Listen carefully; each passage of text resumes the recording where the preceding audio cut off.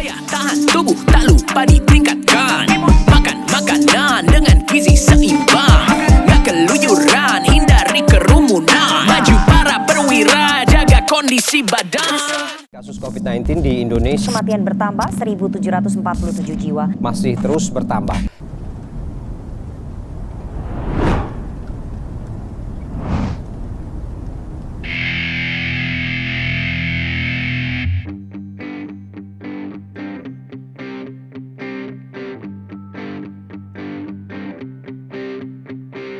Hei kamu perwira Pertamina, bersama kita cegah corona, menuju masa depan yang gemilang. Yakinlah corona hilang.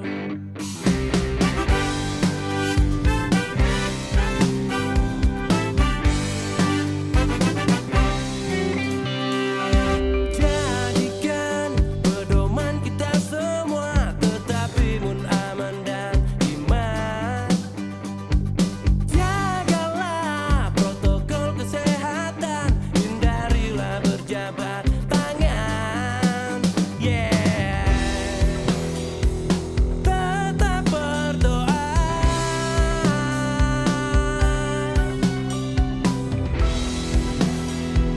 dan tetap berupaya. Jangan lupa mencuci tangan dan memakai masker, hindari kerumunan, menjaga jarak, bukalah jendelamu, bersihkanlah lingkunganmu. Di rumah aja, jangan kemana-mana. Yakinlah kita pasti bisa. Jika sakit, janganlah rumit. Di rumah aja, nanti COVID. Berjemur dan beristirahat, jika perlu swab antigen. Yeah. Tetap berdoa,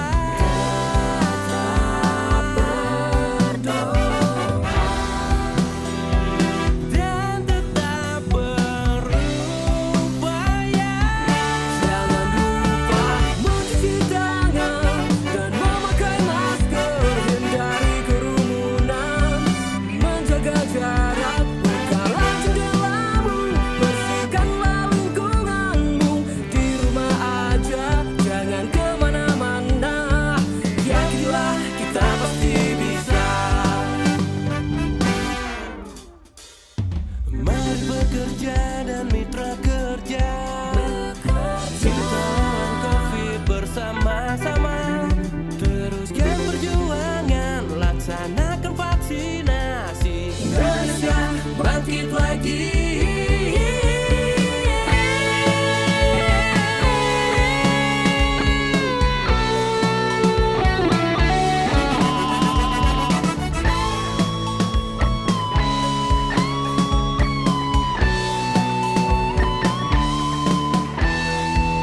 Mencuci tangan dan memakai masker, hindari kerumunan, menjaga jarak, bukalah jendelamu, bersihkanlah lingkunganmu.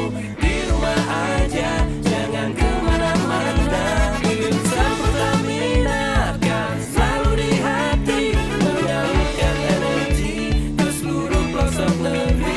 Ingatlah pesan ini, terapkan sehari-hari. Demi doa kami, semoga COVID pergi.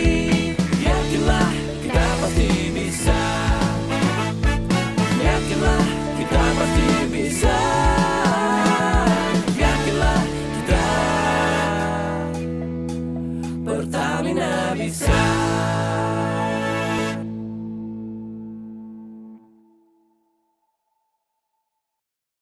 Assalamualaikum warahmatullahi wabarakatuh. Selamat pagi, salam sejahtera untuk kita semua. Selamat datang di acara Healthy Talk pagi hari ini dengan tema mengenal HIV dan pencegahannya dengan narasumber Dr. Yemima Margaret. Perkenankan saya Dr. Gigi Nabila untuk memandu acara Healthy Talk hari ini.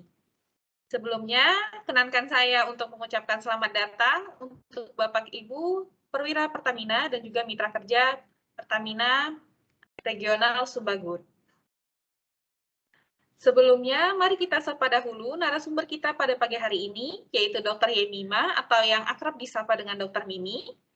Dr. Mimi ini merupakan dokter medikal Pertamina di wilayah Kepulauan Riau.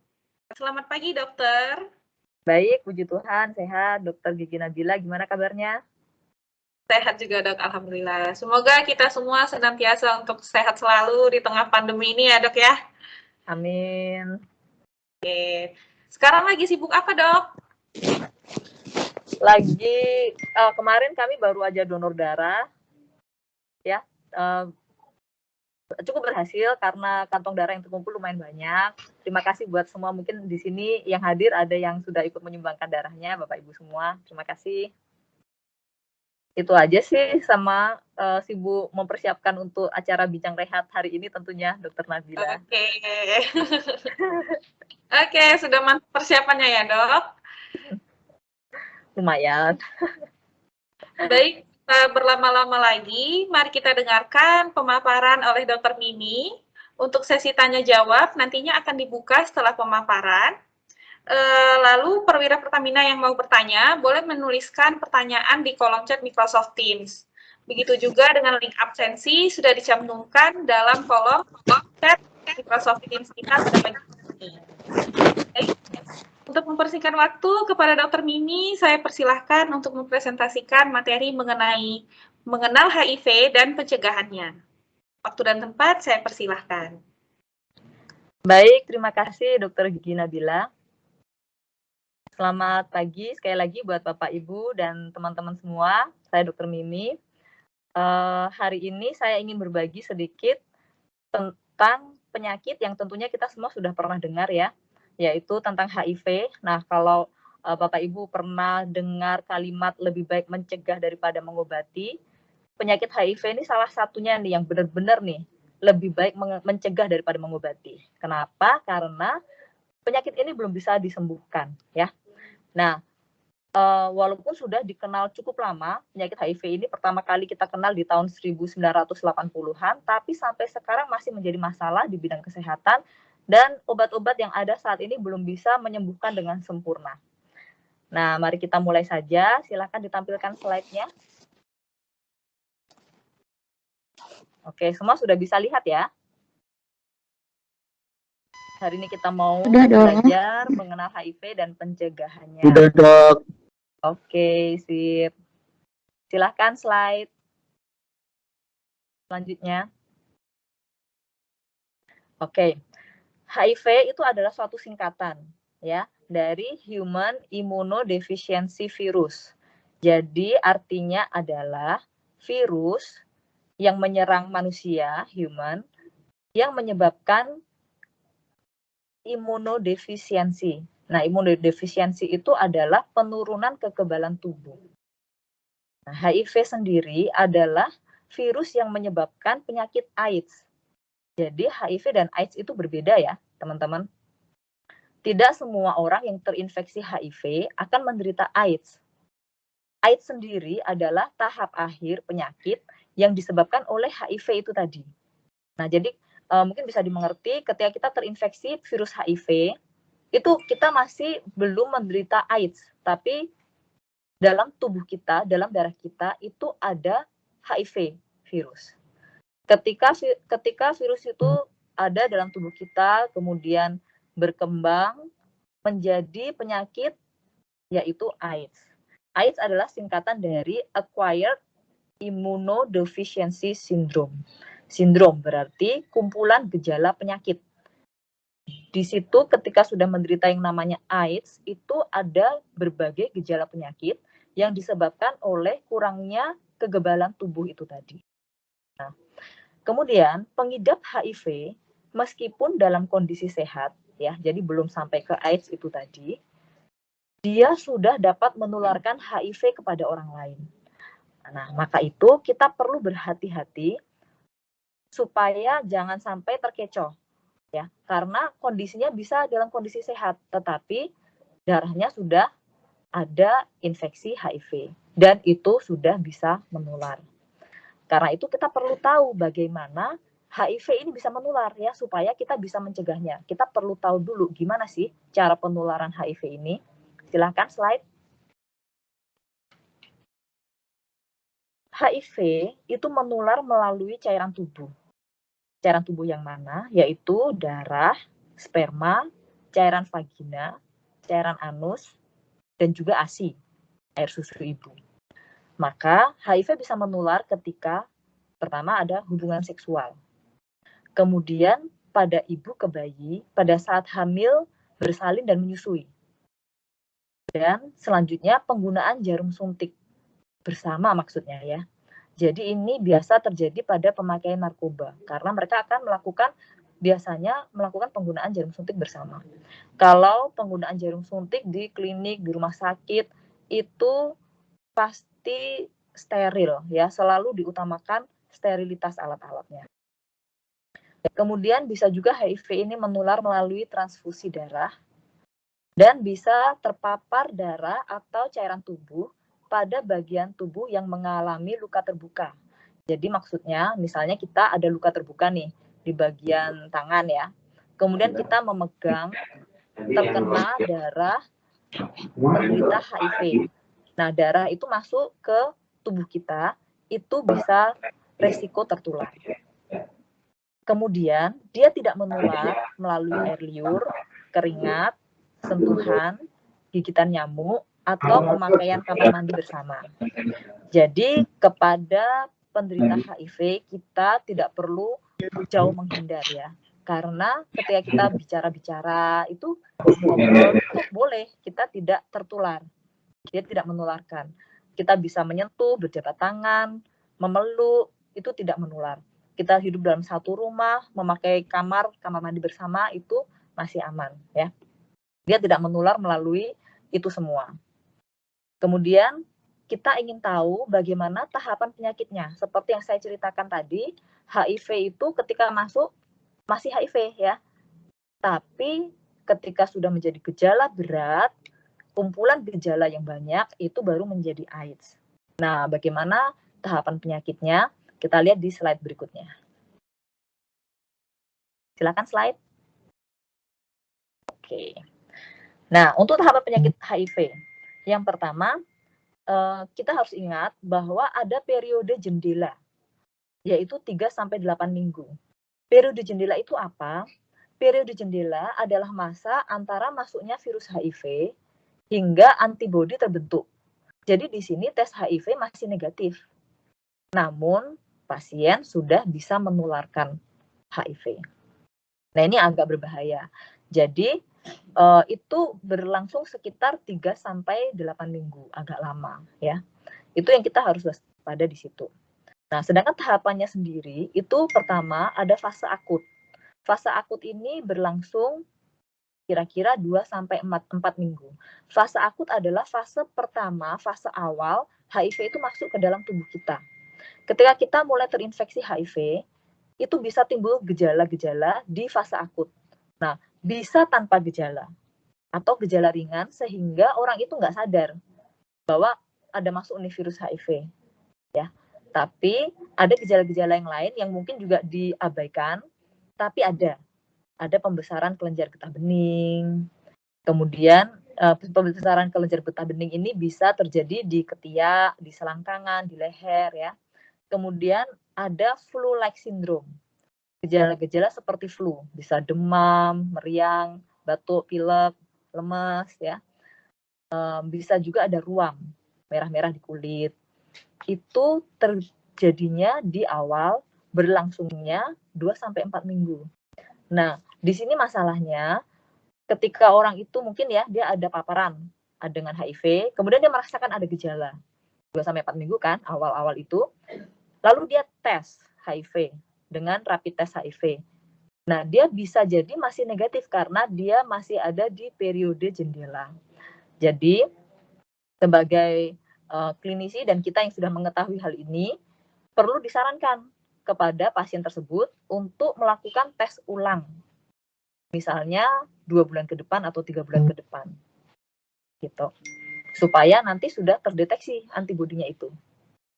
Oke, bisa dimengerti ya. Nah, kemudian setelah fase akut ini berlangsung, udah selesai, kita masuk ke fase kronis. Fase kronis ini bisa lama, sangat lama. Bisa 10 sampai 15 tahun. Dan itu bisa awal-awal tanpa gejala sama sekali. Jadi bertahun-tahun, meskipun dalam darahnya itu terinfeksi HIV, dia bisa tidak merasakan sama sekali karena tidak ada gejala. Kemudian baru bisa muncul gejala sedang, bisa juga berat. Biasanya gejala berat ini muncul di akhir-akhir ketika sudah akan berubah menjadi AIDS. Nah, gejalanya ini bisa juga dalam fase kronis ada penurunan berat badan, tapi tidak signifikan. Ya kan, dalam 10 sampai 15 tahun orang turun 1 kilo, 2 kilo, 3 kilo kan nggak terlalu signifikan ya. Kemudian ada diare, ada batuk, dan merasa badan lemah. Nah, ketika sudah selesai fase kronis, lalu memasuki fase AIDS, ini yang paling berbahaya. Di situ mulai timbul gejala-gejala yang berat. Ada demam tinggi yang terus-menerus, penurunan berat badannya mulai signifikan dan cepat, kemudian ada diare terus-menerus. Nah, kemudian muncul penyakit-penyakit lain yang disebabkan penurunan kekebalan tubuh kita. Pneumonia, TBC, infeksi jamur, kemudian sering terkena flu. Biasanya kalau orang sehat itu kena flu dia bisa sembuh sendiri. Tapi pada penyakit AIDS, dengan kena flu aja dia bisa berbulan-bulan, ya nggak bisa lama sembuhnya. Sariawan, tidak sembuh-sembuh, ada penyakit-penyakit kulit, ya, seperti itu. Kemudian, nah setelah kita mengetahui tahapan penyakitnya, yang saya sudah sebutkan di atas, ada pengobatannya, walaupun tidak menyembuhkan. Nah, kita pelajari lagi tentang pengobatan HIV. Silakan slide. Pengobatan HIV itu kita sebut antiretroviral. Nah, kita biasanya menyebutkannya ART, antiretroviral terapi. Itu tidak dapat menyembuhkan HIV, tapi bisa meningkatkan kualitas hidup pasien. Dan itu sangat-sangat penting, karena HIV, seperti yang kita tahu ya, HIV itu bisa sangat lama dan dia bisa sehat. Dia bisa tanpa gejala, atau gejalanya ringan saja, asal dia tidak menjadi AIDS. Nah, salah satu fungsinya pengobatan HIV ini, dia bisa mencegah HIV menjadi AIDS. Kemudian yang tidak kalah penting, dia juga bisa mengurangi risiko penularan HIV. Jadi misalnya pada orang yang sudah berkeluarga, dia bisa melindungi keluarganya dari penularan HIV ini dengan terus mengkonsumsi obat HIV. Memang ada beberapa kendala, karena obat-obat antiretroviral ini untuk HIV itu cukup banyak ya, dan dia harus konsisten minum terus-menerus di jam yang sama. Dan itu mungkin kalau yang sudah mengalami harus minum obat rutin, itu memang kadang bosan ya, kadang pengen berhentilah sebentar, seperti itu. Belum lagi ada efek sampingnya, mungkin ke lambung, merasa nggak nyaman, ada rasa mual, ada sakit kepala kadang-kadang. Tapi biasanya untuk efek samping obat-obat ini nanti dalam 2 minggu awal itu ada. Kemudian akan membaik ya, seiring dengan tubuh mulai beradaptasi dengan obat-obatan ini. Dan yang harus diingat betapa pentingnya obat ARV ini, karena dia bisa mempertahankan kualitas hidup itu benar-benar seperti manusia sehat ya, seperti orang sehat, bisa harapan hidupnya bisa panjang, tapi ya itu tadi, minum obat terus gitu.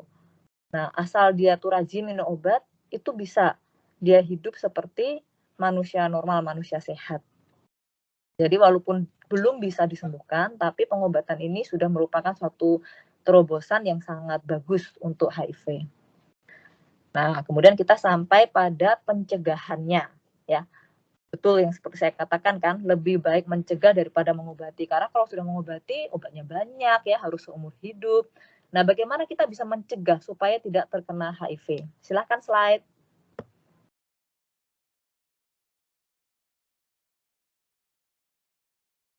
Oke. Pencegahan HIV. Yang pertama dengan abstinensia. Apa tuh abstinensia?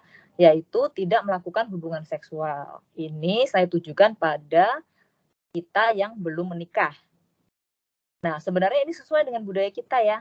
Memang budaya di Indonesia, di Timur, itu memang tidak melakukan hubungan seks sebelum menikah. Hanya kita tahu bahwa akhir-akhir ini ada pergeseran nilai ya. Mungkin karena masuknya banyak dari tradisi-tradisi di Eropa, di Barat, sehingga itu mulai banyak yang melakukan hubungan seksual itu sepertinya hal yang biasa. Nah, tapi di sini saya mau ingatkan bahwa selain itu sesuai dengan budaya kita, mungkin sesuai juga dengan kepercayaan agama, itu juga untuk kesehatan sangat baik, yaitu melakukan abstinensia, tidak melakukan hubungan seksual sebelum menikah. Yang kedua, setelah menikah, saling setia dengan pasangan.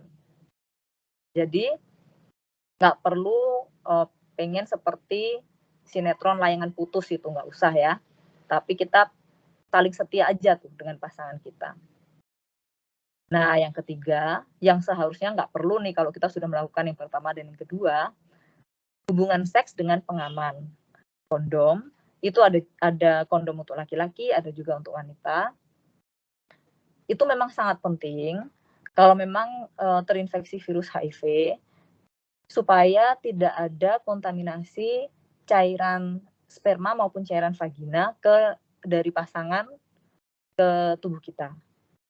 Nah, kalau misalnya melakukan hubungan seks yang berisiko, harus dengan pengaman.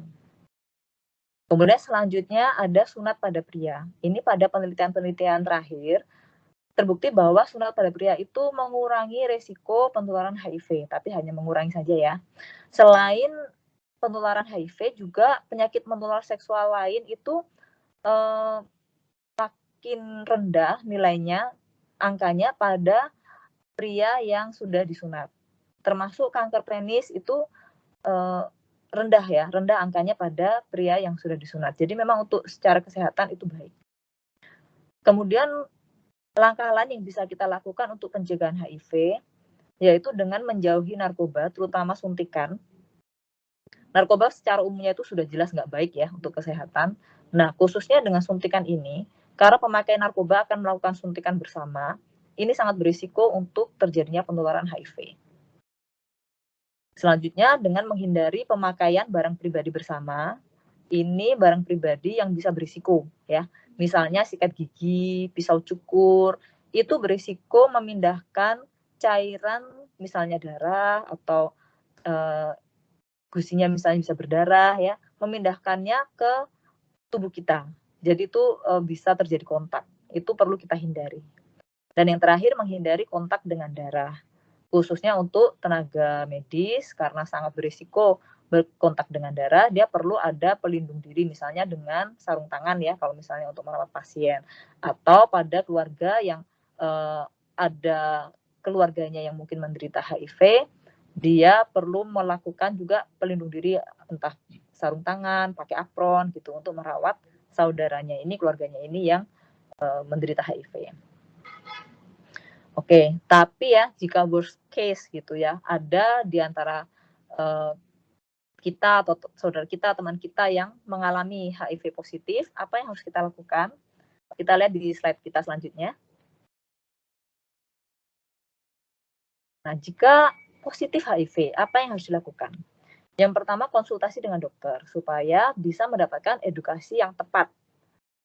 Apa yang terjadi dengan tubuh kita. Kemudian melakukan pengobatan. Semakin dini pengobatan itu dilakukan, akan semakin baik ya. Tidak perlu menunggu sampai kondisi menurun baru diobatin, tapi sesegera mungkin virus HIV itu terdeteksi, kita sudah bisa melakukan pengobatan. Dan pengobatan ARV ini bisa ditemukan di puskesmas, itu disediakan gratis oleh pemerintah. Nah, kemudian jujur dengan pasangan. Misalnya memang ada resiko atau jika memang betul HIV-nya positif, itu perlu jujur dengan pasangan supaya bisa melindungi pasangan tersebut dan juga bisa melakukan tes untuk pasangannya. Menjaga kesehatan dan tetap berpikiran positif. Karena seperti yang tadi saya katakan, harapan hidup bagi penderita HIV yang minum obat terus-menerus itu bisa sangat panjang ya. Bisa sampai tua, bisa sampai umur 70 tahun, itu seperti orang sehat pada umumnya dengan tetap tidak bergejala atau bergejala ringan. Gitu, asal tetap berpikiran positif dan minum obat terus-menerus. Kemudian menggunakan pengaman saat berhubungan seks, ini sudah jelas ya, dan tidak melakukan donor apapun, donor darah ataupun plasma atau organ atau sperma, karena itu berisiko menularkan pada penerima donornya. Kemudian untuk ibu hamil harus mengkonsumsi obat supaya tidak menularkan ke janinnya. Begitu untuk pencegahan jika sudah positif HIV, pencegahan yang bisa dilakukan supaya tidak menularkan ke orang lain.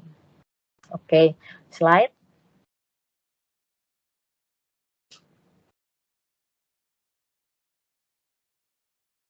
Silakan slide, tinggal yang terakhir nih. Nah, saya tutup dengan kata-kata dari William James, itu seorang psikolog dari Amerika. Dia mengatakan, act as if what you do makes a difference. It does.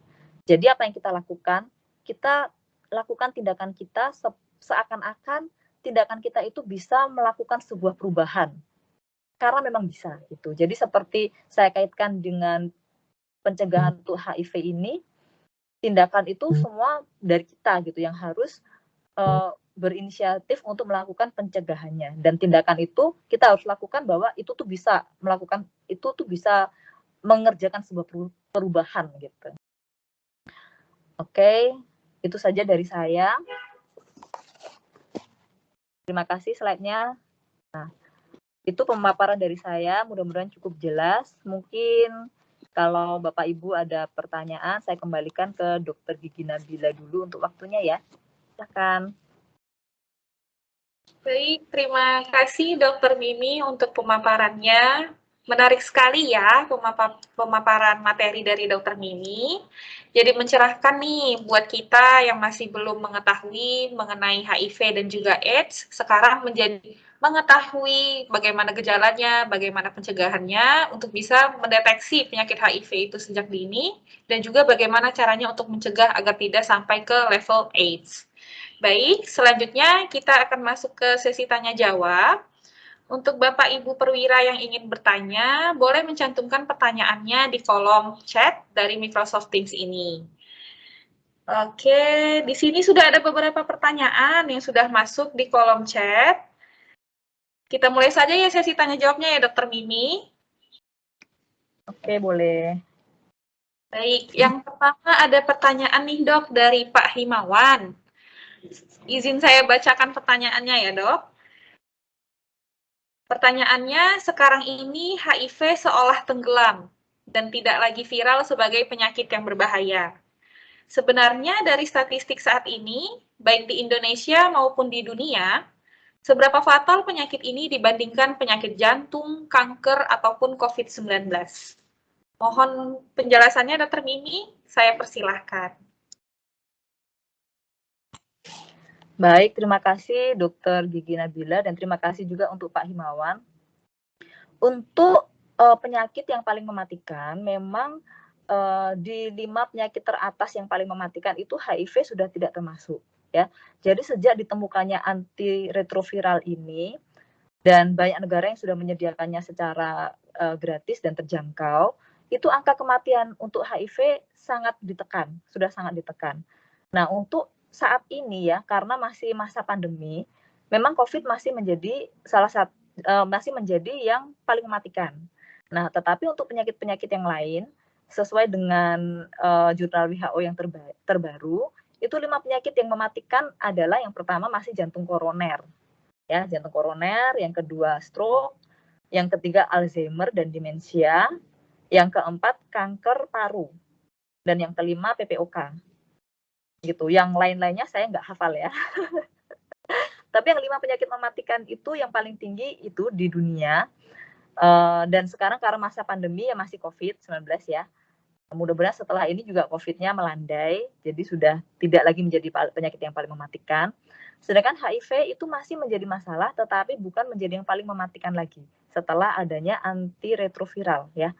Jadi memang penting sekali pengobatan itu dan sudah terbukti dia memang menurunkan angka kesakitan dan kematian dengan cukup baik. Demikian jawaban saya. Baik, Silakan, terima Dokter. kasih Dr. Mimi atas penjelasannya, sudah cukup jelas ya, Bapak-Bapak dan Ibu-Ibu sekalian. Dijelaskan bahwa HIV ini memang sebenarnya tidak termasuk dalam 5 penyakit yang terparah di dunia maupun di Indonesia. Namun HIV itu sendiri bisa menyebabkan komplikasi yang lain ya dokter ya, yang bisa sifatnya mematikan Ya. juga untuk setiap individu. Jadi harus Iya, dilakukan betul. pencegahan sejak dini. Baik, Ya. kita lanjut ke pertanyaan berikutnya ya dok, dari Bapak Muhammad Fuad. Dan juga dari Ibu Carla, ini pertanyaannya sama dok, jadi saya himpun jadi satu aja. Jika ada kasus pasien melahirkan pervaginaan atau lahiran normal dengan diagnosis HIV, apakah beresiko bayinya tertular juga? Jika iya, apakah ada penanganan atau terapi untuk bayi tersebut? Mohon penjelasannya, dokter. Untuk resikonya, iya, memang jelas iya. Seperti yang sudah saya jelaskan tadi, resiko penularan dari ibu ke janin, bahkan sejak dia hamil aja sudah ada resikonya penularannya itu, walaupun lebih kecil. Tapi nanti ketika dia melahirkan, menyusui, itu lebih besar lagi resiko untuk menularkan. Maka seharusnya itu bisa dicegah. Jadi ibunya dulu yang harus konsumsi obat selama dia hamil itu, dan itu harus konsultasi dengan dokter kandungannya ya untuk konsumsi obatnya itu. Dia dengan ibunya itu konsumsi obat ketika dia masih sejak awal, itu akan mengurangi resiko penularan nanti ke janinnya. Seperti itu. Nah, untuk bayinya sendiri tentunya akan dilakukan pengetesan untuk HIV. Dan untuk tata laksananya ya tetap sama dengan antiretroviral, tapi untuk bayi ini pasti dosisnya juga disesuaikan. Seperti itu. Baik, terima kasih untuk penjelasannya Dr. Mimi. Semoga bisa menjawab untuk Bapak Muhammad Fuad dan juga Ibu Carla terkait bayi dengan resiko tertular HIV dari ibunya saat melahirkan. Baik, kita lanjutkan ke pertanyaan berikutnya ya dok. Dari Bapak Muhammad Fuad juga, beliau menanyakan apa langkah yang harus kita lakukan apabila rekan kantor kita terkena HIV. Nah, ini ada hubungannya dengan stigma masyarakat ya dok. Kalau ada pasien HIV di lingkungan kerja ataupun lingkungan di sekitar rumah, ataupun di lingkungan keluarga kita sendiri nih, ada yang HIV. Biasa kan stigma masyarakat langsung negatif nih dok. Nah, jadi mohon penjelasannya dok, sebenarnya tuh kita harus bagaimana apabila ada salah satu rekan kita yang positif. Mohon penjelasannya dokter. Ya, terima kasih. Terima kasih dok buat pertanyaannya dari Pak Fuad, terima kasih. Ya, memang betul stigma masyarakat itu cenderung negatif ya. Bukan hanya HIV, untuk COVID aja yang maksudnya itu menular lewat kita ngomong bisa menular ya, itu pun kadang negatif gitu stigmanya, kena COVID gitu ya. Nah, apalagi ini kena HIV kan stigmanya makin lebih jelek lagi. Nah, tentang apa yang harus kita lakukan, tadi di atas saya sudah jelasin bahwa dia tidak menular lewat sentuhan-sentuhan yang biasa. Kemudian juga lewat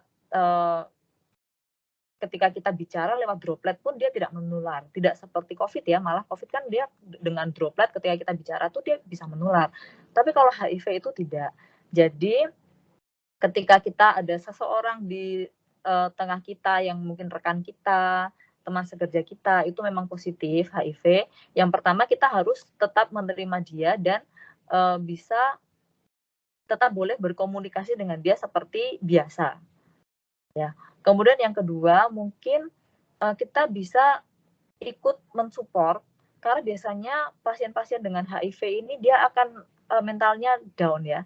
Jadi kita bisa ikut mensupport, kalau dia belum minum obat ya kita bisa sarankan dia untuk segera minum obat ya. Karena kita yang sekarang sudah tahu nih bahwa kalau minum obat itu kita bisa tetap sehat loh. Jadi kita bisa sarankan ke teman kita itu untuk tetap minum obat, dan kita bisa ingatkan karena obatnya tuh ada yang 1 kali sehari, ada yang 2 kali, ada yang 3 kali sehari. Mungkin dia waktu kerja dia harus minum obat. Nah, itu perlu dikasih alarm seperti itu ya. Nah, kita pun bisa menerima bahwa pada jam-jam itu dia tuh harus minum obat. Kita juga bisa arahkan, biasanya di setiap kota itu ada sentranya untuk HIV, dan di puskesmas itu pasti akan diarahkan gitu. Karena di puskesmas itu disediakan obatnya gratis. Jadi pasien ini harus segera berobat, intinya gitu. Jadi kita support teman kita itu untuk berobat dan kita terima ketika dalam pekerjaannya dia tetap harus minum obat di jam-jam tertentu. Nah, kemudian untuk menghilangkan stigma juga kita perlu menyadari bahwa tidak berapa semua tahun nih gimana? yang untuk kena? Tidak semua HIV itu karena perbuatan yang mungkin secara moral itu salah ya. Banyak ibu-ibu, ibu rumah tangga itu yang terkena HIV tertular dari suaminya. Mungkin suaminya yang tidak betul, kemudian menular ke istrinya. Ada juga yang tertular dari transfusi darah. Nah, kemudian nakes itu juga banyak yang resiko tertular karena ketika melakukan operasi atau tindakan mungkin tergores ya, terkena jarum, terkena darah. Nah, itu juga berisiko. Jadi tidak semua penderita HIV itu moral itu karena mungkin moralnya yang nggak baik gitu ya. Kayaknya kan selama ini mungkin stigma negatifnya kan karena itu. Itu tidak semua. Yang pertama kita harus menerima, kita harus menyadari. Apalagi kita yang sekarang sudah teredukasi tuh kita jadi ngerti gitu ya. Nah, penularannya karena tidak seintens itu, maka kita pun bisa tetap melakukan komunikasi yang baik dengan teman sekerja kita itu, tetap boleh ngomong-ngomong, tetap boleh bersentuhan, itu nggak masalah. Ya, dan tetap kita support untuk dia melakukan pengobatannya. Demikian jawaban dari saya, Dr. Nabila.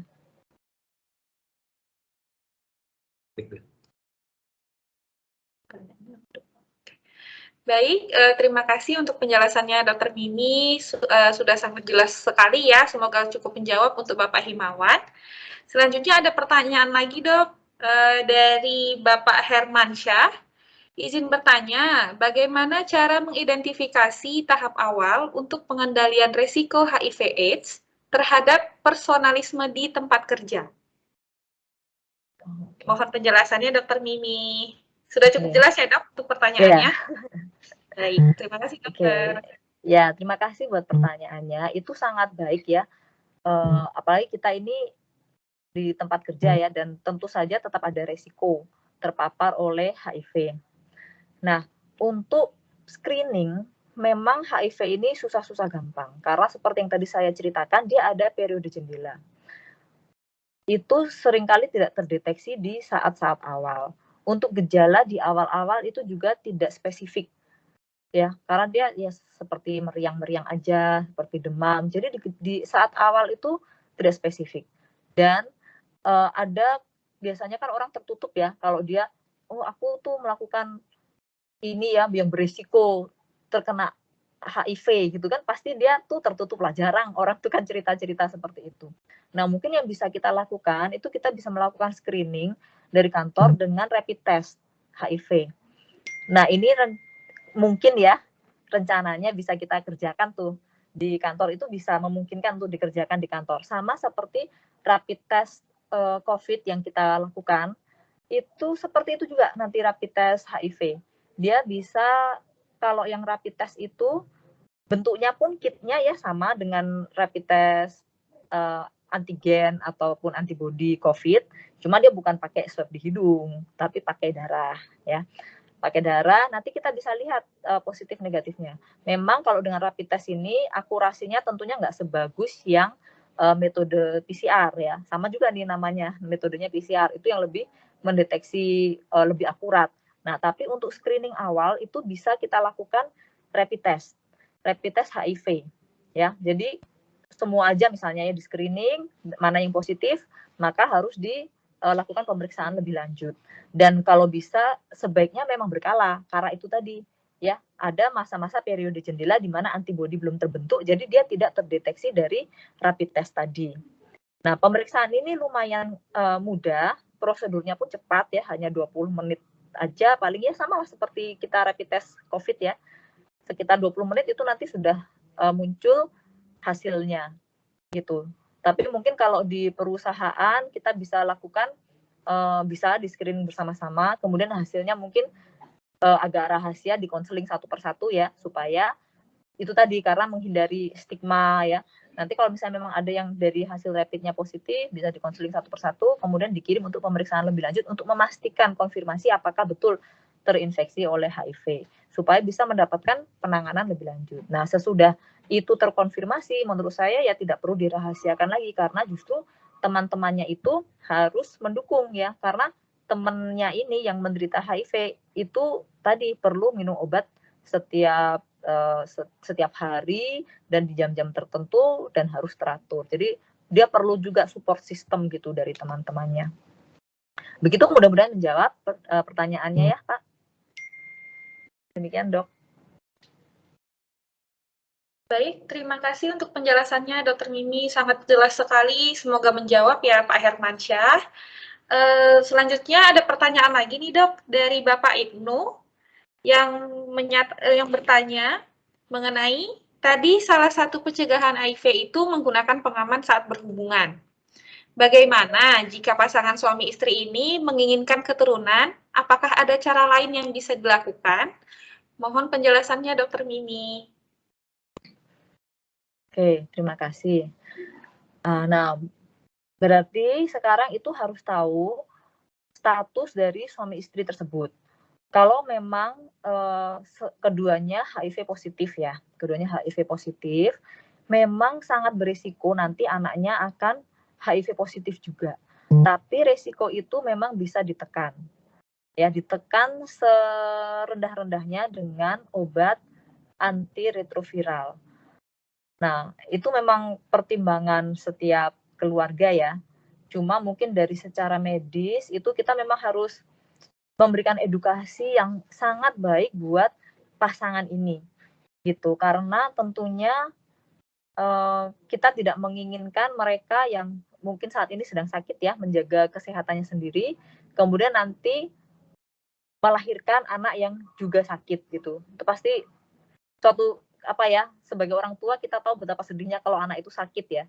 Jadi itu pasti kita membutuhkan edukasi dan konseling yang sangat baik untuk pasangan suami istri ini. Kalau memang mereka tetap mau menanggung resiko itu, ya bisa sangat direndahkan resikonya dengan pengobatan antiretroviral. Jadi keduanya minum obat, kemudian ada pemeriksaan namanya viral load ya. Jadi kita lihat di mana viral load-nya, jadi jumlah virus yang terdeteksi itu sudah sangat rendah gitu. Kemudian nanti selama hamil itu juga ibunya tetap harus mengkonsumsi obat itu supaya mengurangi risiko menularkan ke janinnya. Nah, selanjutnya itu nanti konsultasi dengan dokter kandungannya, mungkin perlu dengan operasi sesar ya, mengurangi risiko kontak dengan cairan. Kemudian juga apakah bisa diberikan ASI atau tidak, itu pasti nanti jadi suatu pertimbangan. Jadi tentunya itu sangat perlu edukasi dan konseling dari awal sejak mereka terdiagnosis HIV itu, apakah betul mereka mau menanggung resiko bahwa anaknya, keturunannya itu nanti juga positif ya. Jadi walaupun resikonya itu bisa ditekan, tapi tetap ada gitu. Nah, dan kemudian untuk menekannya itu tadi dengan pengobatan antiretroviral itu bisa. Tapi harus benar-benar nanti kita deteksi viral load-nya seperti itu ya. Jangan sampai ketika virusnya itu benar-benar sangat rendah, baru itu bisa dilakukan ya, yang 0 ya. Jadi tidak terdeteksi pun virus itu ada kemungkinan dia masih ada, cuma jumlahnya sedikit gitu loh. Makanya saya bilang itu masih tetap ada risiko, karena itu tadi ketika virus itu terdeteksi tidak terdeteksi dalam pemeriksaan, bisa jadi dia itu ada tapi sangat sedikit. Seperti itu. Oke. Mungkin itu dari saya. Silakan Dr. Nabila. Baik, terima kasih untuk jawabannya Dr. Mimi. Semoga menjelaskan pertanyaan dari Bapak Ibnu tadi ya Pak. Untuk pertanyaan terakhir ya Dok, dari Bapak Iqbal bertanya, jika sudah terpapar virus HIV, berapa lama orang tersebut bisa bertahan hidup hingga akhirnya meninggal dunia? Mohon penjelasannya dokter. Terima kasih. Oke, terima kasih untuk pertanyaannya. Nah, jadi tadi yang sudah saya jelaskan di timeline ya. Jadi untuk infeksi HIV yang kronis itu bisa 10-15 tahun. Ya, dengan kondisi dia bisa sehat tanpa gejala, bisa gejala sedang, kemudian baru memberat. Ya, cukup lama ya, 10-15 tahun. Kemudian setelah menjadi AIDS, dia hanya paling lama itu 3 tahun biasanya. Ya. 6 bulan, ya yang umum itu 6 bulan, begitu sudah memberat itu sudah meninggal karena penyakit-penyakit yang banyak yang diderita dia. Ya, atau paling lama 2 tahun, 3 tahun ya. Paling lama yang kita katakan 3 tahun dia bisa bertahan. Tapi dengan konsumsi obat antiretroviral yang rutin, yang baik, itu bisa bertahan cukup baik ya. Kalau dia sejak awal terdeteksi virus HIV positif, misalnya dia di usia muda ya, terus dia minum obat terus dengan rajin, itu bisa sampai 50 tahun bertahan, harapan hidupnya itu masih bisa ya. Jadi maksudnya durasinya 50 tahun, misalnya dia terdeteksi di umur 20 tahun, masih bisa dia tuh hidup sampai 70 tahun. Asalkan dia benar-benar jaga kesehatannya dan minum obat antiretroviralnya secara rutin. Nah, kalau misalnya sudah AIDS, kemudian dia maksudnya baru diketahuinya terlambat ya, sudah masuk ke AIDS, terus dia baru diketahui ternyata HIV positif, ternyata AIDS. Nah, baru dia minum obat antiretroviral, itu pun bisa bertahan. Kalau misalnya tadi kalau tanpa obat dia paling lama itu 3 tahun, dengan pengobatan dia bisa lebih dari 5 tahun. Gitu. Jadi untuk harapan hidup itu begitu dia terdeteksinya sejak awal dan minum obat secara konsisten, itu yang tadi saya katakan, dia bisa harapan hidupnya tuh hampir sama dengan manusia yang sehat. Bahkan sama lah ya dengan orang yang sehat, karena sampai 70 tahun kan orang sehat pun kira-kira sampai segitu ya kan. Bisa sama dengan orang yang sehat, asal dengan catatan dia harus tetap menjaga kesehatannya dan minum obat antiretroviralnya dengan teratur. Itu jawaban dari saya.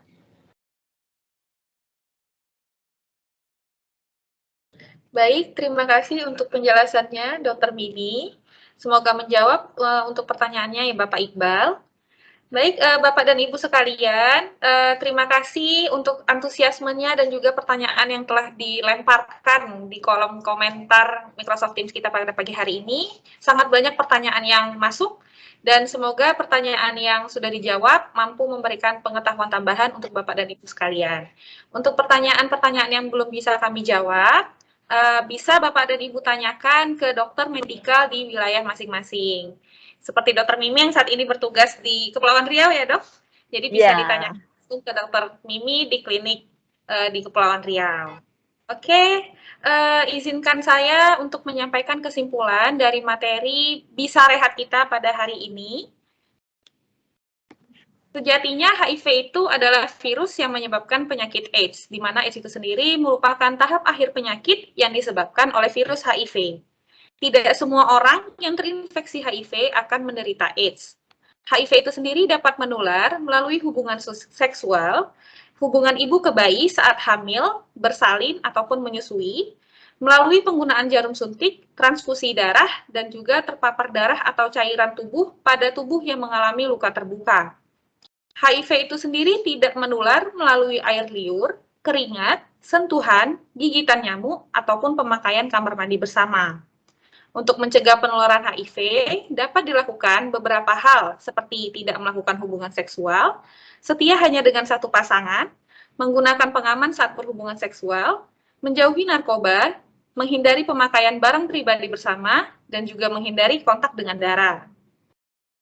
Berikut penjelasan dari Dr. Mimi mengenai pengenalan HIV dan juga pencegahannya, dan juga kesimpulan yang sudah saya sampaikan. Semoga bisa memberikan pengetahuan tambahan untuk Bapak dan Ibu sekalian. Baik, sebelum kita mengakhiri acara pagi ini, kita akan foto bersama dahulu, bersama dengan narasumber kita, Dr. Mimi, dan juga Bapak Ibu perwira Pertamina sekalian. Mohon izin Dr. Mimi untuk tetap menyalakan kamera, dan juga mohon izin untuk Bapak dan Ibu sekalian untuk menyalakan kamera agar kita foto bersama.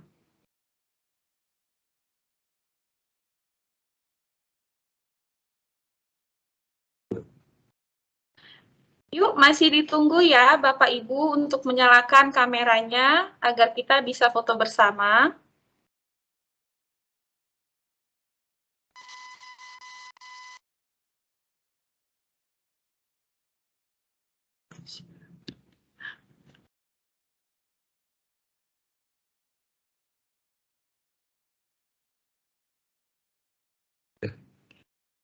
Oke, ditunggu Bapak dan Ibu.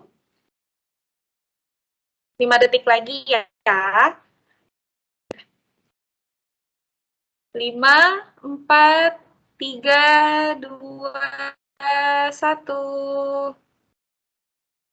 Sekali lagi ya Bapak dan Ibu. 3, 2, 1.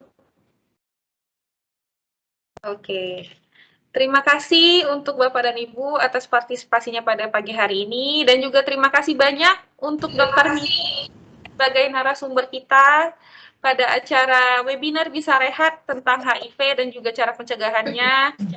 Sangat berguna sekali ilmunya Dr. Mimi, semoga bisa memberikan pengetahuan untuk kita semua dan juga memberikan manfaat untuk kedepannya. Oke, Sama-sama. demikian. Sampailah kita di penghujung acara Healthy Talk pada pagi hari ini. Terima kasih atas partisipasinya kepada Bapak Ibu Perwira yang mengikuti dengan antusias Healthy Talk ini sampai akhir. Untuk diketahui, webinar Healthy Talk ini merupakan webinar pertama dari program Medical Sumbagut, yaitu webinar Bisa Rehat, Bincang Santai Rabu Sehat. Nantinya webinar ini atau webinar Healthy Talk ini akan diadakan setiap minggunya pada hari Rabu dengan tajuk Bisa Rehat, Bincang Santai Rabu Sehat dengan topik yang berbeda-beda.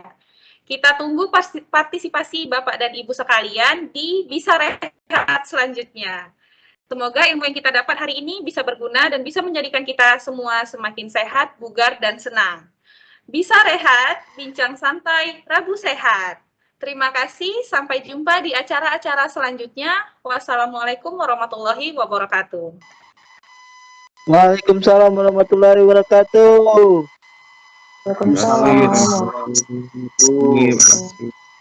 Terima kasih Dokter Mimi. Sama-sama.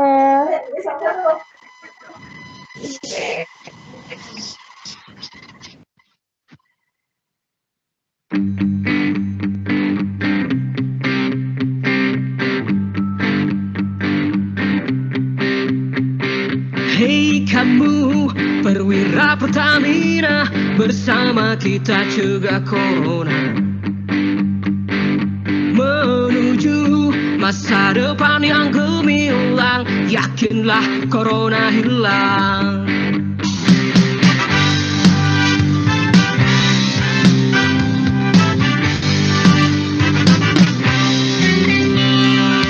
Jadikan pedoman kita semua, tetap imun, aman, dan iman. Jagalah protokol kesehatan, hindarilah berjabat tangan. Yeah.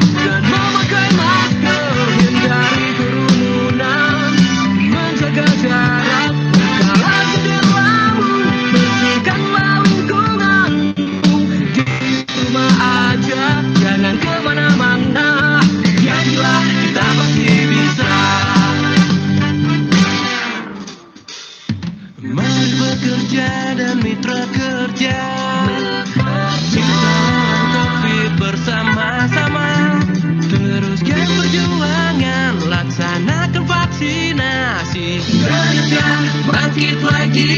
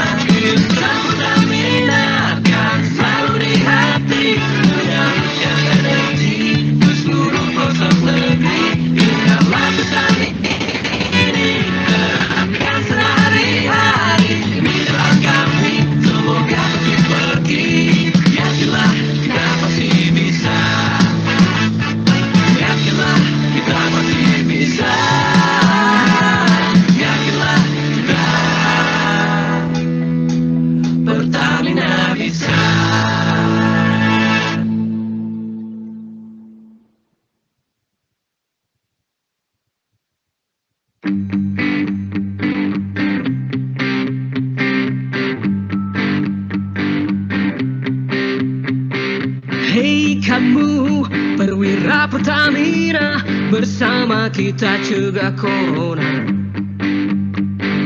menuju masa depan yang gemilang. Yakinlah corona hilang.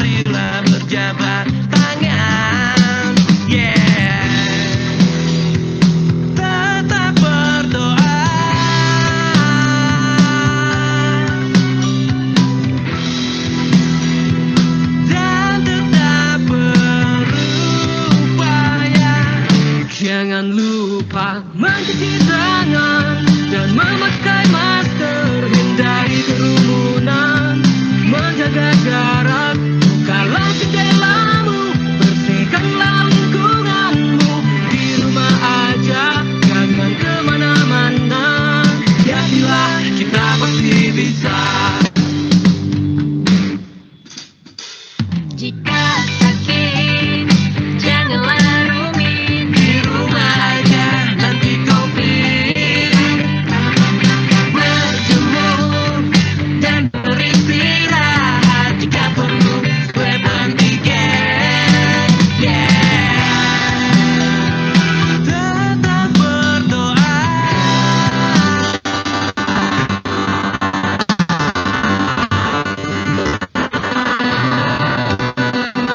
Tetap berupaya.